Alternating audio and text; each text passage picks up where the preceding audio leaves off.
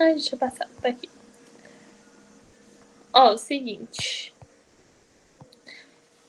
Eu tenho muita coisa aqui. Eu vou passar falando assim, é bem provável de cair, não é provável de cair. Só uma coisa, alguém me responde aí se o Orlando chegou a falar com vocês do Sumalapô, que são os brônquios segmentares. Só pra ver se vou ter que entrar nisso ou não. Júlia, nós nem tivemos PL3. Ah, vocês vão ter amanhã, verdade. Ele não vai cobrar de vocês então, não. Porque é uma confusão danada. Ele não vai fazer isso com vocês, não. Então não vou entrar nisso, não.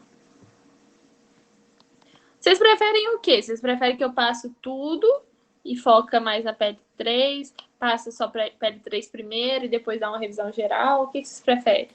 Tô por conta. Uai, acho que a PL3 é menor, né, Júlia? Aí, por mais que a gente não viu, ele vai dar aula amanhã. Aí já dá uma ajuda. Eu acho que as outras duas, não sei, tem que ver com o povo, mas eu prefiro as outras duas. Eu passo, assim, na pele 3 eu fazer o seguinte, então. Eu vou passar ela e falar assim, isso é importante, isso não é importante. Eu vou fazer nas outras mesmo. Acho que vai Fechou. dar. Fala o que você acha que vai cair aí, Júlia. Cadê? Ô, Júlia, você vai passar esse trem aí depois, né? Eu mandei lá no grupo pra vocês. Ah, desculpa, eu não vi, não. Não vai ver, não. Estudem por isso aqui, eu juro pra vocês, tá tudo aqui. Eu não vi a prova, mas pelo menos no restante que eu já vi dos períodos passados, tá tudo aqui. Mas eu reenvio lá. Seguinte, parte prática. Questão de músculo. Peitoral é fato, mas isso aí vocês já estão cansados de ver peitoral maior aqui. Peraí.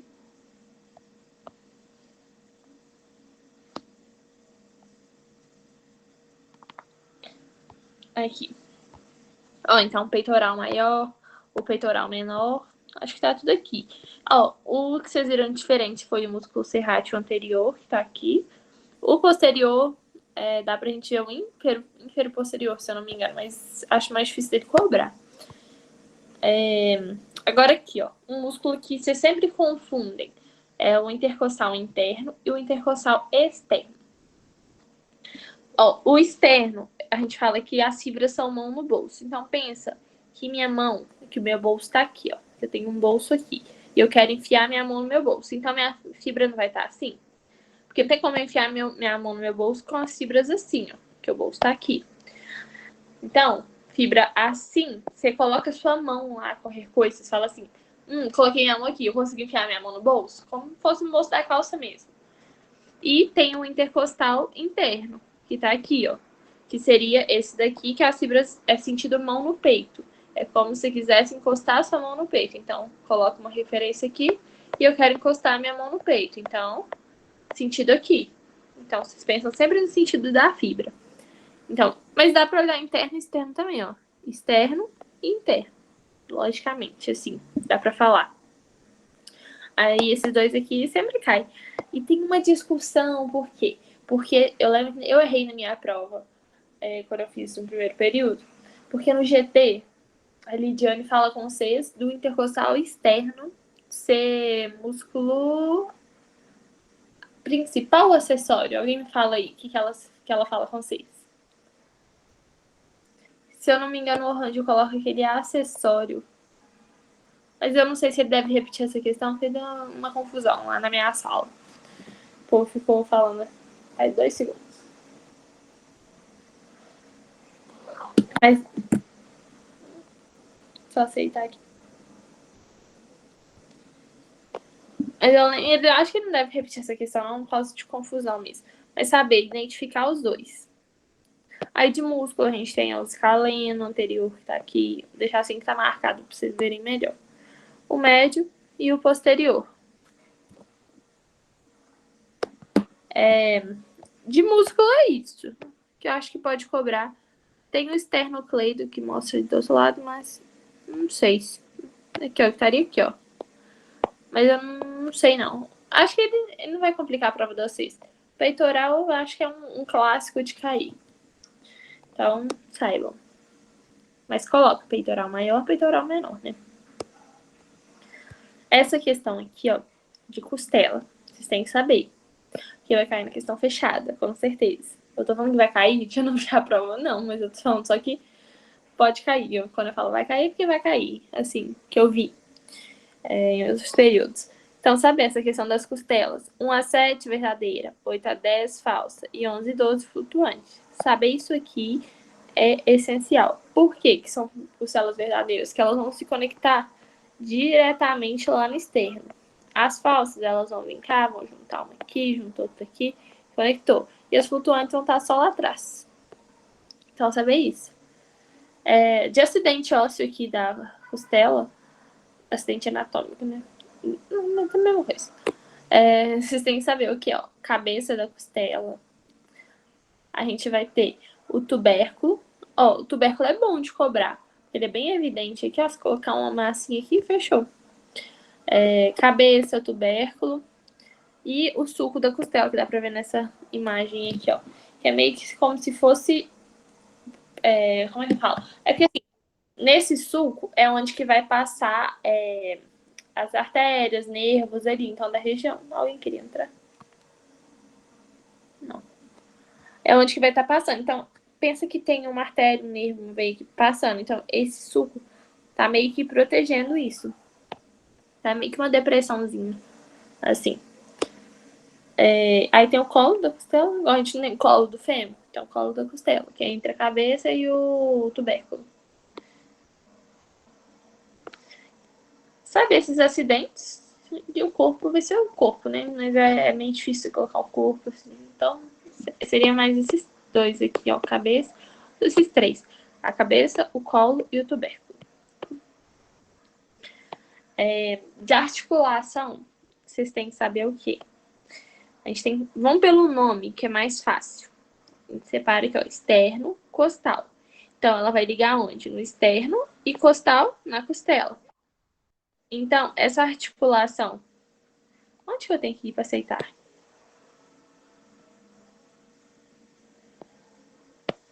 Não sei. Então, essa articulação que tá ligando no externo com a costela vai ser externo costal.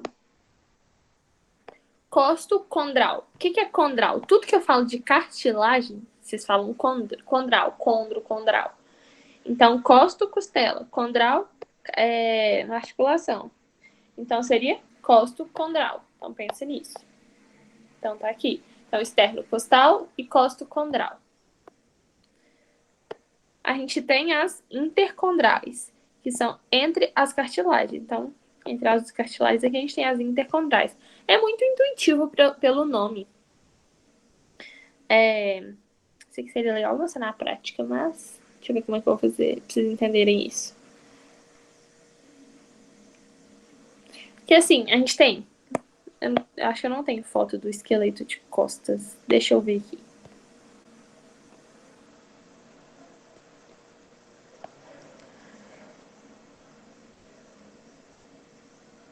Que seria interessante de vocês verem nele.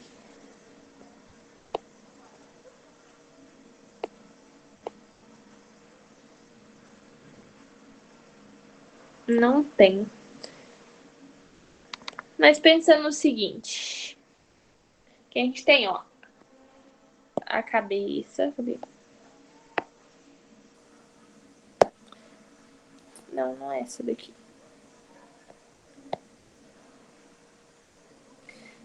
Não é só fazer assim. Ó, a gente vai ter a cabeça da costela aqui. Pensa aqui, ó, o corpo da vértebra tá aqui. O processo transverso da vértebra. Como é que eu vou desenhar isso, gente? O processo... Eu não sei desenhar. A gente vai ter o corpo da costela aqui. O corpo, a cabeça da costela, desculpa. Então, a cabeça da costela ela vai articular com quem? Como se ela ligasse aqui, ó, no corpo. Ficou meio esquisito.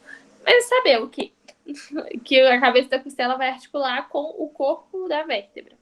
Então, pensando na cabeça da costela e na cabeça de vocês, ela ligando no corpo da vértebra em si. E o tubérculo, ele vai conectar ali no processo transverso. Seria Deu uma vértebra. Cadê? Só tem cervical aqui. Não tem como conectar numa cervical, né? Aqui, ó. Vai uma lombar mesmo.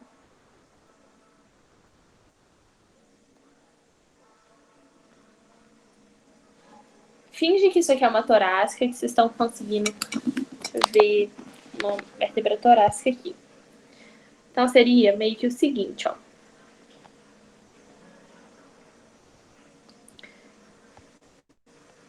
Que a gente estaria ligando o quê? Então, a gente estaria ligando o tubérculo da costela, nessa parte aqui, que seria o processo transverso. Então, o tubérculo, que é aquela pontinha, essa pontinha aqui mais elevada, ó. Então, isso aqui encaixaria.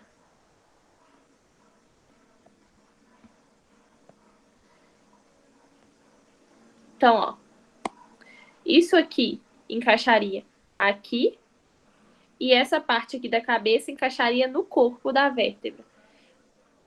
Fica meio ruim de vocês imaginarem isso, mas é gravar então. Porque a gente não tem a peça aqui fisicamente para encaixar direitinho para vocês. Mas saber então que o tubérculo vai articular com o processo transverso e a cabeça da costela vai articular com o corpo da vértebra. Então pensa assim, ó, cabeça e corpo.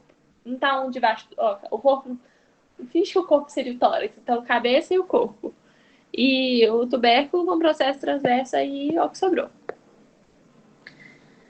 E uma questão que pode cair na teórica seria isso aqui, ó.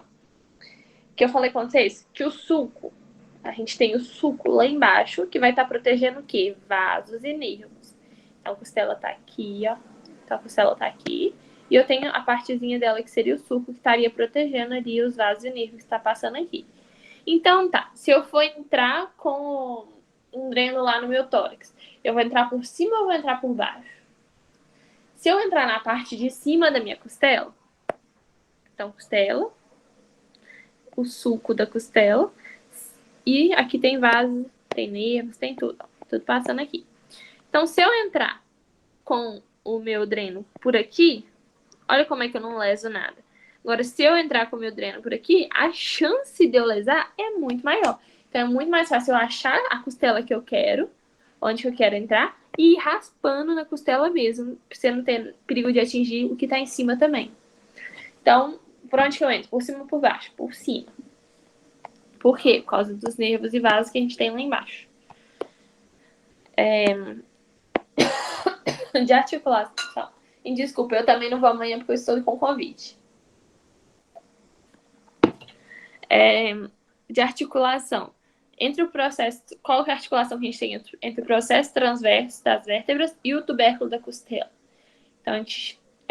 vamos pelo nome também. Processo transverso, transversal. E a costela, costo. Então, costo transversal. E lembra que o processo transverso é articular com quem? Com o tubérculo. Então, costo transversal. E a articulação entre a face da vértebra e a cabeça, entre tipo, o corpo da vértebra e a cabeça ali, seria qual? A costo vertebral. Vértebra, vertebral. Cabeça da costela, que seria a costela. Então, costo. É muito nome. Então, é ir pelo nome, assim, tipo, falar vertebral.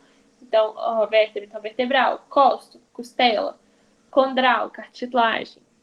Sabe, é isso. Esse primeiro PL é isso. Depois vocês deem uma olhada nisso aqui, porque cai, tá? E cai bonito. Essa parte aqui,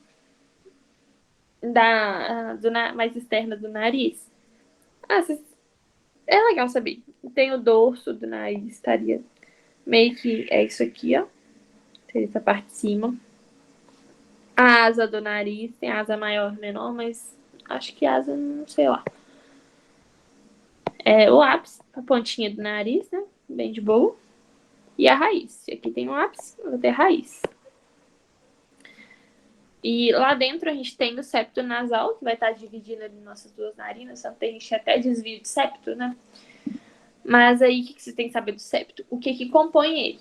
Questão teórica, fato. Então, o que compõe o septo?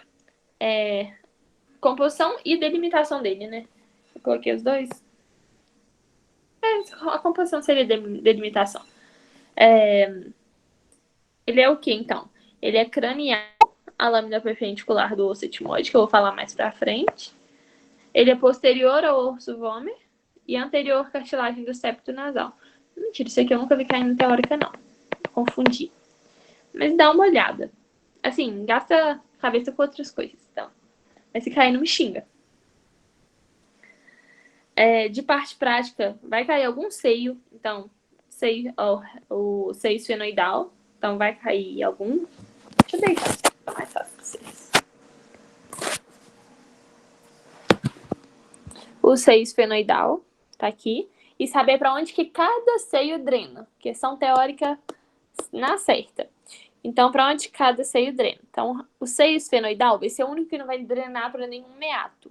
Meato seria isso aqui, que a gente vai falar daqui a pouco. Então, ele vai drenar para onde? Para o recesso esfenoetimoidal, que estaria mais ou menos aqui nessa região. Então, o seio esfenoidal é o único que não drena para nenhum meato. O frontal tá aqui. Ele vai drenar para onde? Ele vai drenar para o meato nasal médio. A gente tem aqui, ó, meato nasal superior, meato nasal médio e meato nasal inferior. Então, ele vai vir, ó, ele vai drenar para cá, ó. Drenou para cá. E o seio maxilar, dá pra gente ver no outro corte, que daqui a pouco eu mostro pra vocês, ele tem essa mesma drenagem. Então, saber isso. Então, o esfenoidal vai pro recesso esfenoetimoidal. O frontal vai pro médio. E o etimoidal, que dá pra gente ver em outro corte, que daqui a pouco eu mostro também, é médio superior. Então, pensa assim, chuta o médio para os outros sem ser o esfenoidal. Sem ser o esfenoidal, você faz assim, chuta o médio. Você chutou o médio, aí você vai falar assim, o único que é só um é o frontal. Então, o outro vai ser o médio e o superior, que não vai ter nenhum, vai drenar para o inferior. Eu faço prova nessa lógica. Cartilagem? Não sei. Nunca vi caindo, não. Cartilagem alar maior, não vou dar muita importância, não. O que eu vou dar importância para vocês aqui, ó. Concha nasal superior, identificar direitinho. Concha nasal média, concha nasal inferior e os meatos. Meato nasal superior, meato nasal médio e meato nasal inferior. Isso aqui é questão garantida também. Assim, questão garantida na prática e na teórica, para onde cada seio drena. Aqui já falei. Falei também. Isso aqui, ó. Isso aqui também sempre cai. Essa laminazinha aqui, ó, que é onde que a gente tem as raízes do nervo olfatório, que vai ser a lâmina, a gente chama de lâmina perpendicular do osso etimoide. Então, vamos colocar uma massinha aqui, gente. Lâmina perpendicular do osso etimoide. Sempre cai. E é ali que tem caso de inflamação, assim, e passa o nervo olfatório ali, as raízes dele, né? Então, pode ter algum problema ali, nisso. E pra onde que eu falei pra vocês aqui, ó, que quem drena? Os dois aqui, tá, gente? São seio esfenoidal, tá? Os dois. Tanto esse como esse. Então, o seio esfenoidal vai drenar pro recesso esfenoetimoidal. Não seria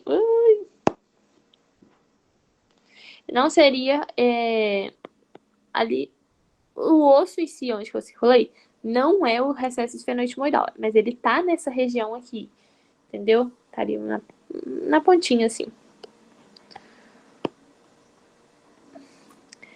Agora aqui, ó, vocês identificarem também palato duro, palato mole, a úvula, identificar tudo isso. E as tonsilas, ó, tonsila faríngea e tonsila palatina, que é a nossa famosa amígdala. Palatina, que você pensa no palato, né? Então, pra não confundir as duas, ou então você escreve amígdala, que seu coração mandar. Mas sempre cai também, alguma das duas.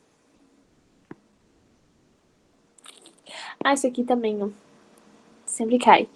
O oxofaringe... Não, sempre cai. Não sei. O oxofaringe da tuba auditiva. Acho que na prova da Sol caiu. Na minha prova da Sol, isso daí. Acho que foi isso. Caiu. Não no primeiro período, né? o oxofaríngeo da tuba auditiva, aí só saber o quê? Que ele é protegido pelo toro tubário. Seria meio que... Deixa eu ver se eu coloquei outra foto. Aqui, ó. Aqui tá o oxofaríngeo da tuba auditiva. E ele meio que é protegido por isso aqui, ó. Que a gente chama de toro tubário. Saber isso. Aí dá as pregas aqui. Prega vestibular. Saber... prega vocal. E isso aqui, ó. Isso aqui que eu falei que é questão garantida. Prega vocal. Qual que é a constituição da prega vocal? Ligamento vocal, músculo vocal e mucosa. Isso aqui cai na teórica. E saber que o espaço entre as duas coisinhas ali, entre as duas pregas, a gente chama de ventrículo, né? Só se o Orlando der uma doida e colocar, porque eu nunca vi cobrando. Mas essa peça aqui, ó, dá pra gente ver os seios etimoidais, o seio etimoidal, né? E o seio maxilar. Então, saber que ele vai drenar pra onde? Aqui vai drenar pro superior e pro médio. E aqui vai drenar só pro médio. Isso aqui pra vocês. Epiglote, a cartilagem tireoide, os músculos eu não sei se ele vai cobrar, porque antes ele não cobrava.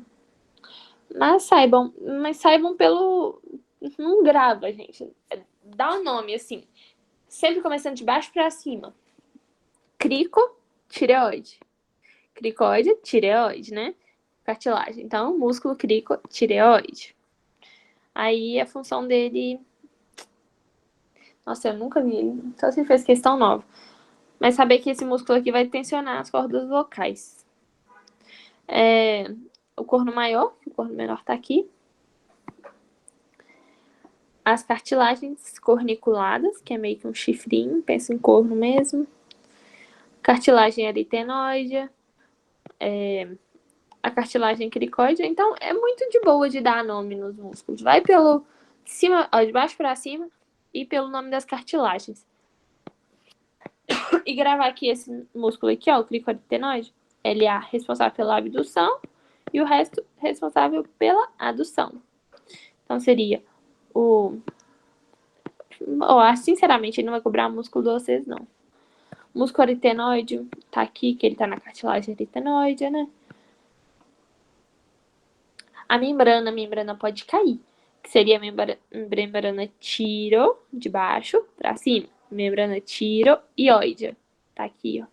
Essa membrana. E tem a membrana cricotireoide, que seria essa daqui, ó. Na minha prova caiu. Pode cair aqui também, ó. Caiu na minha prova nessa peça aqui, ó. E um monte de gente não sabia. Então, aqui, ó. Membrana cricotireoide. Ela estaria aqui, ó. Então, se caiu ali, membrana cricotireoide. Pode cair, ó, incisura tireoide superior. Pensa na incisura jugular mesmo. Proeminência laríngea, interessante. Agora do PL3. Do PL3 a gente tem o nosso pulmão lá, que a gente divide ele nos lobos. E a gente vai ter as fissuras que vão fazer a divisão desses lobos. A gente tem... cadê? Né? Não tem essa foto, não. Ó, a gente vai ter nos dois pulmões a fissura... Deixa eu ver se eu tenho uma de outro jeito.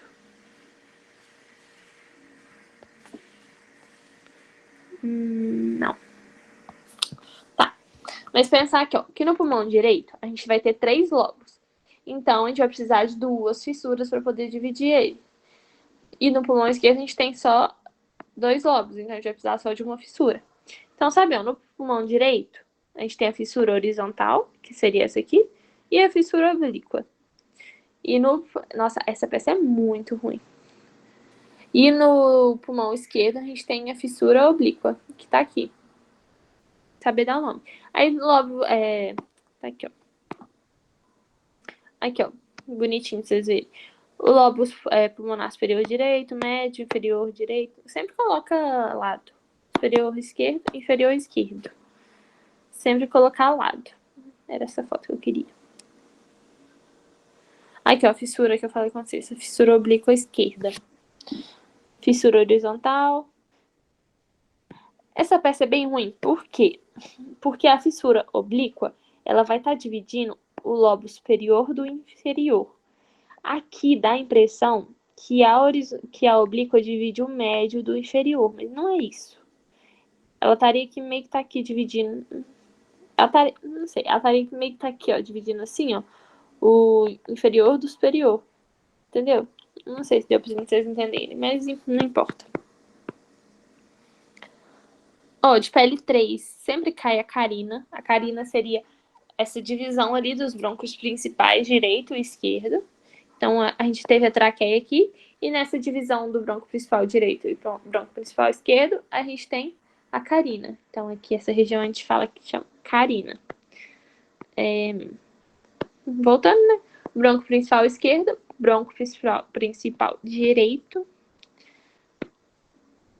A gente tem os brônquios. Brônquio lobar superior, brônquio lobar médio, brônquio lobar inferior. Mesma coisa aqui, só que como tem dois, superior e inferior. Brônquio lobar superior esquerdo, brônquio lobar inferior direito. Esquerdo.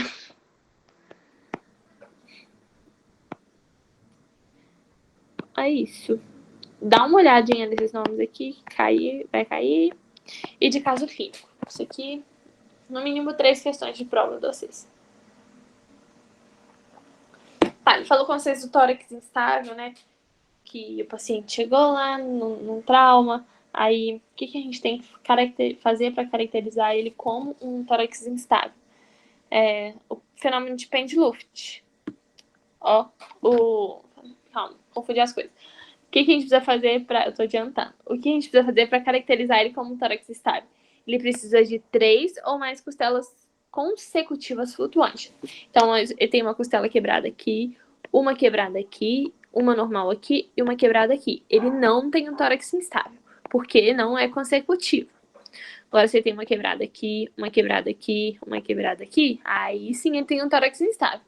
Isso aqui é uma questão de prova, vai ficar assim. Se bobear, a resposta é assim. 3 ou mais costelas consecutivas, fraturadas, em 2 partes. Tem que ser em 2 partes para ela ficar flutuante. Então, costela. Eu desenhei de um jeito diferente. Ó, costela que vem aqui, ó. Ela quebrou, então ela tá flutuando desses 2 lados, ó.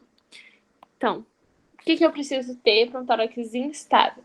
3 ou mais costelas consecutivas, quebradas lá, fraturadas em 2 partes. Então, vão virar costelas flutuantes. Eu preciso de 3 costelas flutuantes. Assim, não fisiológica, né? Até porque não tem 3. O que a gente tem que fazer quando esse paciente, a gente diagnostica ele com um tórax instável? Nós vamos fazer o quê? Nós vamos entubar esse paciente. É a primeira coisa que vocês vão fazer. Vai estar lá um caso clínico falando com vocês, isso tudo, o que aconteceu. Aí tá, vai estar lá na pergunta. E o que eu tenho que fazer para esse paciente? Aí você vai colocar. Primeira coisa que eu tenho que fazer para esse paciente: entubar. Pronto. Questão resolvida. Só pra vocês entenderem o que acontece, né?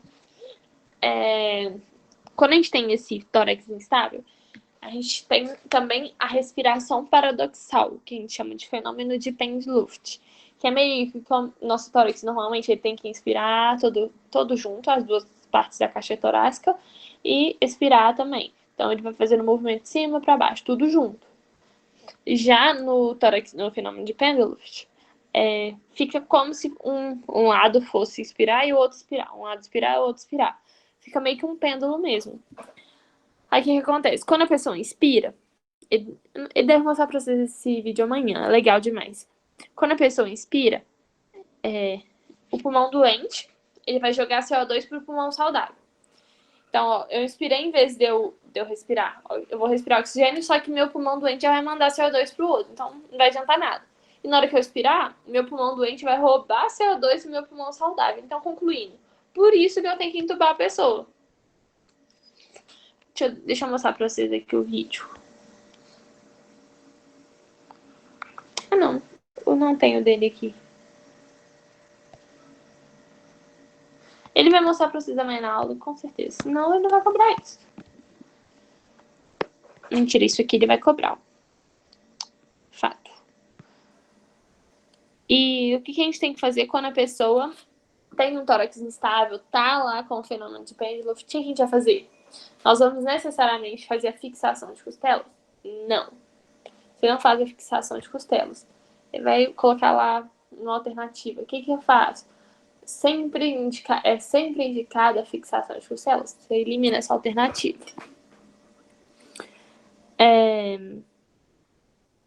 Pode ser um caso clínico também, ó.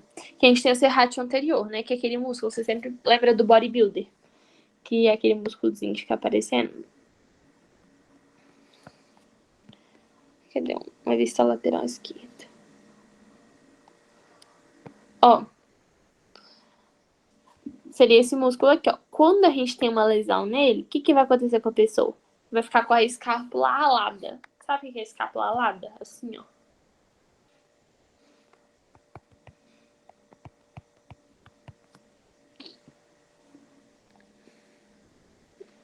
Vai ficar com a escápula assim. Então, a pessoa que tem uma lesão nesse serrátil anterior, ela vai ter essa escápula alada. Porque ele é responsável ali nem por segurar a escápula mesmo, sabe? Tipo, controle, tensionamento dela. Aí, isso aqui é outro caso clínico que pode cair. A criança, tá fazendo tal coisa, uma historinha pra vocês. Engoliu uma moeda, pronto. Engoliu uma moeda e foi lá pra traqueia em vez de ir pro esôfago. Aí, o que vai acontecer? Ela vai pro brônquio principal direito ou pro brônquio principal esquerdo. Só você pensar, ó. Brônquio principal direito, brônquio principal esquerdo. Nossa, mas aqui tá bem controverso. Mas não tem outra alternativa? Aqui, só pensar aqui que a gente tem o coração. Se eu tenho o coração aqui, ó. Então, isso aqui, logicamente, vai ter que passar meio que por cima do... Não por cima, ele vai ter que ficar mais verticalizado, mais horizontalizado, certo? Porque eu vou ter o coração empurrando aqui.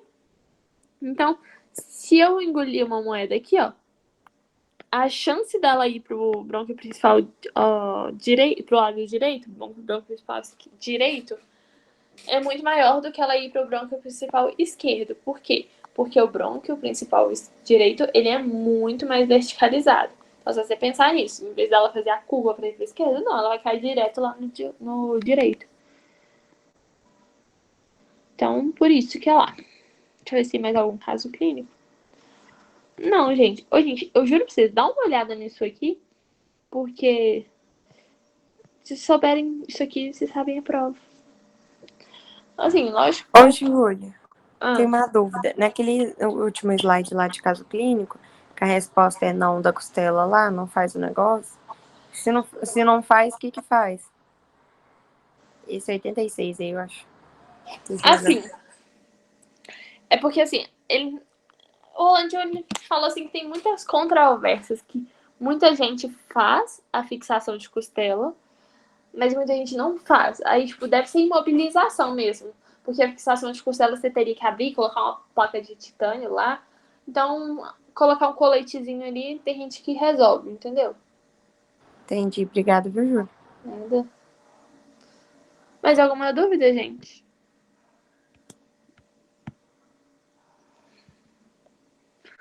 É isso, qualquer coisa pode me mandar mensagem. Mas dá uma olhada nesse negocinho. Tem um simulado lá. Mas o simulado tem hora que confunde mais vocês do que ajuda. Mas é isso. Beijo pra vocês. Boa prova. Desculpe pela minha voz de morta. Porque eu tô meio doente. Tchau pra vocês.